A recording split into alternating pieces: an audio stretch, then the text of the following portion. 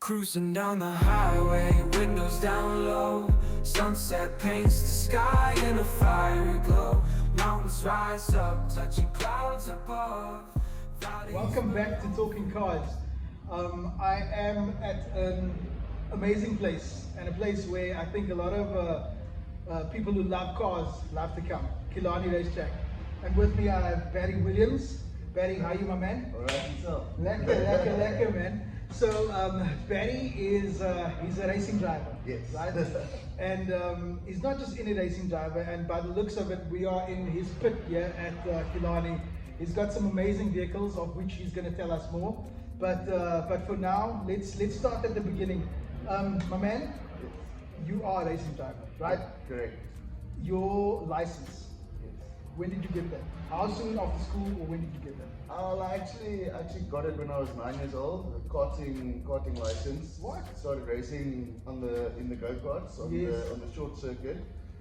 That was in 91. 91? Yeah, my dad brought me down to the track. We had a test session. We bought a go-kart, and we've been in it ever since. Wow. So having gotten your racing license at the age of 9, right? And how old are you now? I'm 41. Okay, we're actually the same age. Fantastic. Okay, so yeah, you've been driving for a long time. That's right. And I can imagine you probably have some amazing stories to tell. Yeah. It's with the go-karts, or like from the beginning. At 9 years old, you kind of don't know what to expect. You've got wheels, you've got a motor. It sounds fun. Exactly. And then you've got to learn. Yeah. And when you start off, you start off at the back of the field. You progressively move forward. What works, what doesn't work. Exactly. And for me, I always used to watch Ayrton Senna videos. Ah, man, if you're talking about the legend, I don't think there is anybody that has ever been more talented than Ayrton Senna. Yes, Lewis Hamilton is amazing and he's 7-time world champion, but in terms of natural racing talent. And just looking for that detail on the track, because the track's always evolving, it's always changing, surfaces change, and just being able to know things are What works. Yeah, what Racing. works and where it works and how it works. You've obviously progressed from karting through various classes and, Yes. and those type of things, right?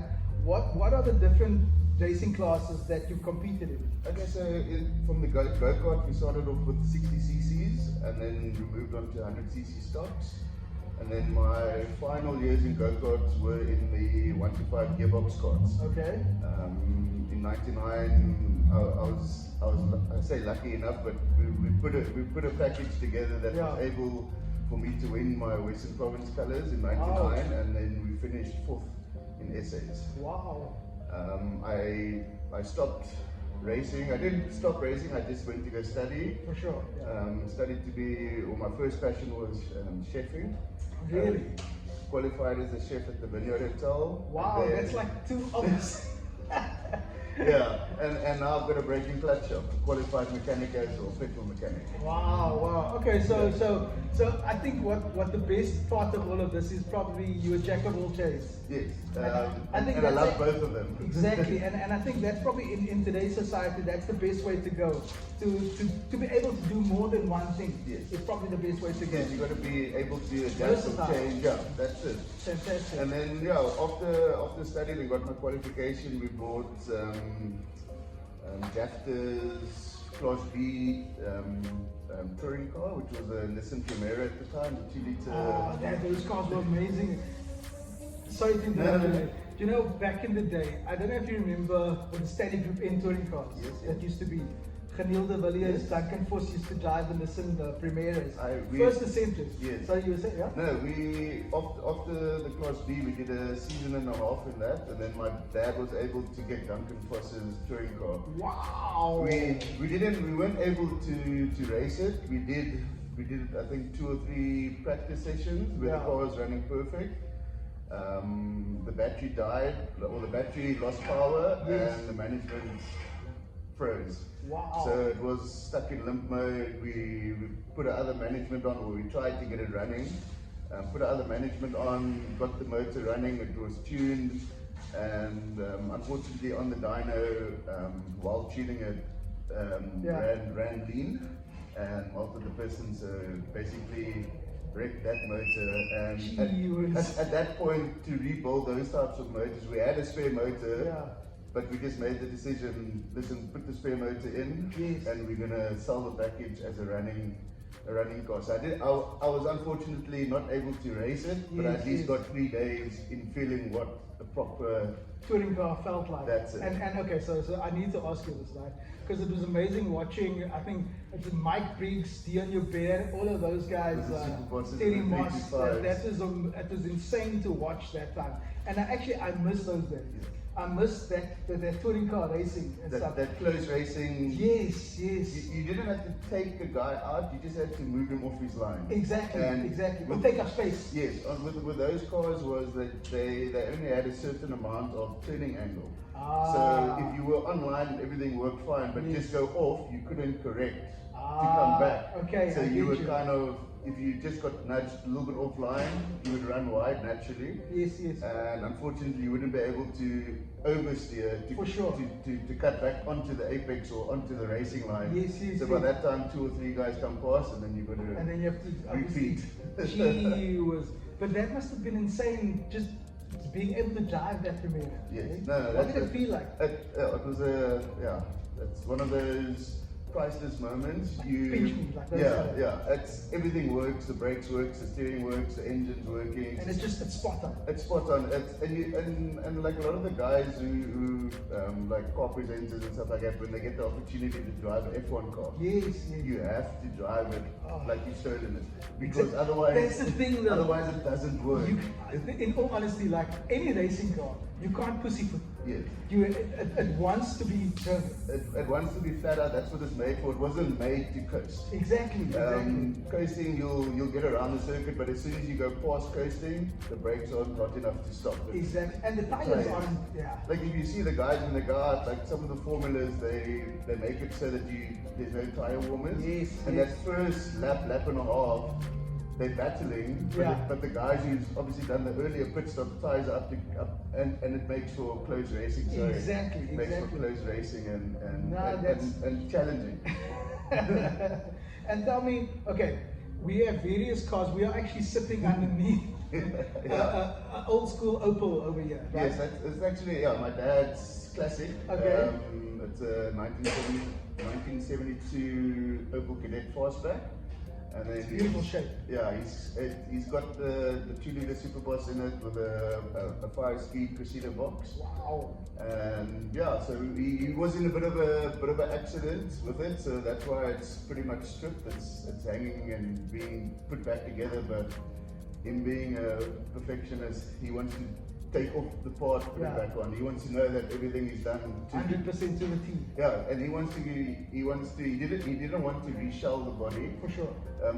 We've got spare bodies and stuff like that, which I also want to build up once this car is finished. But it's the old Kwesi Swanepoel. Really? It's him and his dad. They built this car in Kales River. Wow. So it's got a lot of history behind it. So he didn't want to take that away. So for sure. He wants to put preserve as much as possible. As much as possible and keep it to what it was. Wow. And so that's that. And then we've got the Opel Corsa behind us. It's we 3 mates that brought the car together. We built it up with whatever each of us had. Yes. Basically, if there's an endurance race that comes up, we chip in and get everything together, and we get sponsors, and then we race it together as a group of guys. We just have fun. Wow, that's something cool to do with mates. Yeah. That's and you have to have good mates to be able to do that. And that's also like the nice thing with this Lemons race. It was the first one in Cape Town last year, the 9-hour. Yes. It's that type of car that you wanna. It's a capped budget, and you can't go faster than a certain time. So it's more of building the car, getting it to the track. You and your mates have a jaw. Exactly. And the main objective of it is to get to the checkered flag. Exactly. And Get to the end. Get to the end with as little as possible penalties. Yes. As little damage. It's basically it's a nice form of getting into racing. For sure. You've got a lot of track time, so you're out in the car for possibly 3, call it an hour and a half, 2 hour stints, depending on how big your fuel tank is. Sure. And then yeah, so you've got a lot of track time, you're getting used to the car, you're learning, and you're also getting faster the more you're out on the track. Okay. Yes. And then tell me, you've got 2 other cars here as well, right? Yes. We're going to get to the one standing outside now, Yes. but we've got this classic Mazda Bucky over here. Yes. What's the story with that one? It's my dad bought that Bucky, what was it, 20 years ago. And he's actually, it's got to get a rotary motor in it, it's going to be loud, he just wants it to do burnouts and do tires. And it was, yeah, it was sound right, and it was, the look, the sound, all of those, yes, those kind of things. That's it. And yeah, so he's actually building it for my daughter, she's 6. And yeah, if something should happen to him, I'm not allowed to sell it. It stays in the family. That's stays, it. Yeah, That's it. That's what you call legacy. Yes. Yeah. So that's what he wants to build for her and stuff like that. So that's amazing, man. Yeah. Right. And then the one standing outside, the 3 Series BMW. Yes, the rallycross car. The rallycross car. Yes. Talk to me about that. Yes. What engines in there? What gearbox in there? All of those kind of things. So we're running a stock E36 or 3-8i with the 3-5 intake, which most of the guys do to get a little bit more performance. For sure. Running a standard 5-speed box. Yeah. We've just got the shorter diff ratio in at 411 with a lock diff. Okay. And yeah, so we're pretty much going to be racing with the International Hot Rod Tour today. That's what's happening at Killarney later today, or from 3 o'clock the racing starts. Yeah. And yeah, we've been invited to come put up a show. We're gonna do some drifting, do some racing, put up a show. So in other words, we're gonna have some fun later on. That's basically what it's that's like. correct. So we're gonna have a duel. We're about, I think we 12 cars on the grid, or in our class. Yeah. And yeah, we just like a bunch of guys. We don't race for points. We don't race for trophies. It's for fun. It's for fun. We kind of look after each other. We don't. You don't want to cause damage, because if you take somebody out or you damage somebody's car, that means possibly 2 cars are out of the next race. Exactly. And we prefer it's to. money. You have to fix things. That's the thing. And I started racing with the E36 Cup about 2.5 years ago, and it's pure joy. It's what you want to do. If you need to get rid of frustration, or you've had a bad week, or you've had a bad month. Some people go to gym, some people do this, some people you race, you do that. We say we take our frustration out on the car, but the car is built to do what we need to do. Yeah, what we need to do, and you leave here feeling like you've left all your bad habits or bad energy you've left out on the track, and somebody else can pick it up, and you've left it there, and you've moved on, and you start your new week again. So here's an interesting question that I want to ask, and I think there might be other people that also would like to get into racing with this type of thing, right? That 3 Series that's out there standing, right, and the formula that you are in, how much does it cost? What do you have to do? You obviously have to get a racing license and so forth. At the moment, we racing, or we running under practice sessions. Yeah. It hasn't become an official sport, so basically you need to be 16 years and older. Okay. To qualify, you would have had to have some sort of racing background. For sure. If you're 16, if you're 18 and above, and you've got a current driving license, It should be. that's all what you need. The best thing is to come down on a rallycross event. On the full days we do passenger rides. Okay. That's where you get the feel. Is it something that you like? You want to see what it's like in the car. You want to feel what Do you're you doing. want to do it yourself? Yes, like that that's type the of thing. So you sit passenger with us. We do about 3 or 4 laps with you in the car, and then you get a feel. And then you speak to the guy. You find out anybody's selling a car. You can even buy. A lot of the guys buy like a E36 320. Yes. They strip it out, put a roll cage in, either get a 3-8 motor or a 330, which is more popular now these days. Yes.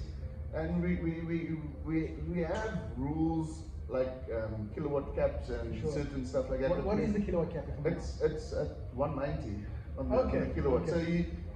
So a lot of the guys look for that. They want to have top. Yeah. But I mean, like my car is pretty much standard. It's got 100 or the last time on the dyno it had 151 kilowatt. Okay. which makes it fun or good. You can have a lot of kilowatt, but because we're running on gravel and tar, so when you hit the gravel, you can't use it. Exactly. Yeah. The The more- wheel just keeps. Yeah. The more you're putting your foot on the throttle, the more you're standing still or just picking up wheel spin. Yes, you gain a little bit on the tar, but the momentum, you're not going to It dissolves on the gravel, basically. Yeah. So like we've had guys who's raced with 323s, and I mean they stick with the guys with 330s and beat them, come second, But I third. think this is the beautiful thing about racing that I think that, especially this kind of racing, that people don't sometimes understand, is that you don't necessarily have to have the most power. No. Where it's actually supposed to be more about the skill and obviously about how you tune your car and how you know your car more than anything else. It's like a lot of the time, like for this event that we're doing today, it's a fun event, but like the whole week you play different scenarios through your head. You race What if one. this happens? What if that? Yeah, so it's like on Friday we got our heat 1 grid position. Yes. So now I'm checking, okay, Max is on pole, Dexter, Bruce. Verstappen. No. Dexter's on second, and the guys around you. Yes. So I pretty much know how they drive or The driving style. Yes. So you adapt to that. So now, okay, first corner, someone might block up or lose it. Yeah. Are you going to go inside? Are you going to go outside? Yeah. You got to you Where play. you going to position yourself? Like Yeah, that. you kind of, and then in the race that changes again. Then Yes. something might happen that you didn't predict, and you've got to be so quick On it. Yeah, to change, Exactly. to change your driving style, or something goes wrong with your car that you maybe it's pulling to the left, so now you need to adapt to that again, and then you're already thinking, yeah, how am I going to fix it by the time I get to the pits? What do I need to do? Exactly. Between heats and stuff like that. So. No, that's amazing. But listen, this has been an amazing chat and conversation, and I think it's something that we should definitely maybe do a part 2. Yes, as for well. sure. Like I told you, we're busy with the E90 Yes. for the main circuit for Clubman's and M Performance. Yeah. So maybe when that one's ready and he's back at the track, we can do a main circuit. Exactly. Main circuit day where you can also come out and we have a chat. That'll be talk, amazing. We can do a few, however many you want, if you need me to. Exactly. I'm always free and willing to. But you know what? I'm sitting here and I'm looking at pictures on the wall of racing, and I'm assuming those are obviously of you karting and family karting and so forth. And there's like tires here, there's slicks. you can just smell racing and the love of racing. And I think South Africa sorely needs that. And I'm hoping and praying that we get that F1 bid or sort of track. That's it. In the next couple of years, so that we can just sort of bring back the ethos of racing back into South Africa. That's it. And we're needing it. And the same like with Ishmael Peck that's running the event with Wimser today here at Killarney.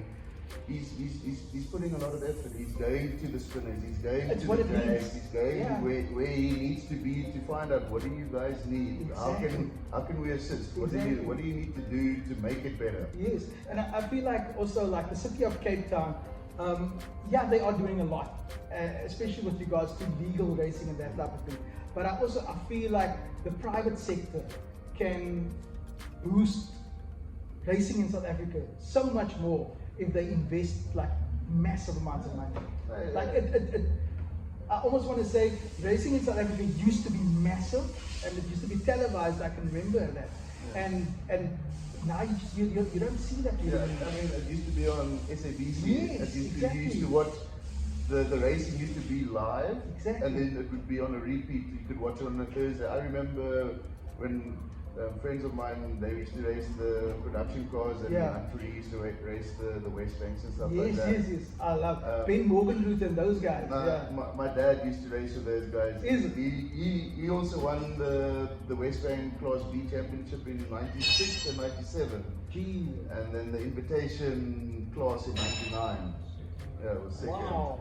Yeah, So this is proper racing legacy here, and this needs to be preserved, and it needs to be showcased basically to the world. And Barry, thank you, my man. I appreciate thank you very it. much. Thank you very Cheers, much. eh? And if you guys like any kind of car country, please subscribe and follow us. Cheers. Cruising down the highway, windows down.